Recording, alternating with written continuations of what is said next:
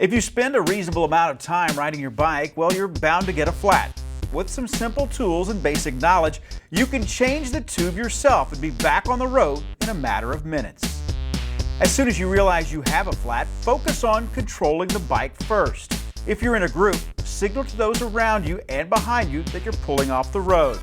Don't make any abrupt direction changes as you bring the bike to a stop. If the flat is in the rear, you want to shift to the smallest gear on your rear cassette. Move your shift lever a few clicks at a time and then turn the cranks with your hand until the chain is in the smallest gear in the back. Open the brake caliper with the lever on the brake. Release the quick disconnect on the rear axle skewer by opening the quick release lever 180 degrees. Once the quick release is loosened, lift the frame and the wheel should simply fall out of the dropouts. Set your bike frame aside, drivetrain facing up. Using tire levers, work them under the bead of the tire, fastening one of them to the spoke to hold it in place.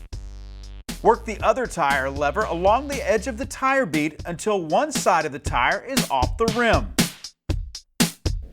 Remove the bad tube and put it in your saddlebag or jersey pocket to dispose of later. Run your finger along the inside of the tire casing to be sure there isn't any debris that could puncture your replacement tube. Put a small amount of air in the tube to give it some shape and then work it onto the rim, beginning with the valve stem. Once the tube is on the rim, begin to work the tire back onto the rim with your hands. Don't use levers since they could pinch the tube and cause another flat. Once the tube is back on the rim, examine the tire to be sure the tube is completely inside the tire.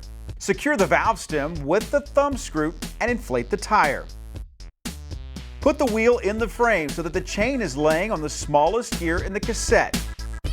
Once the wheel is lined up properly, simply lower the frame onto the wheel so that the skewer slides into the dropouts. Tighten down the skewer.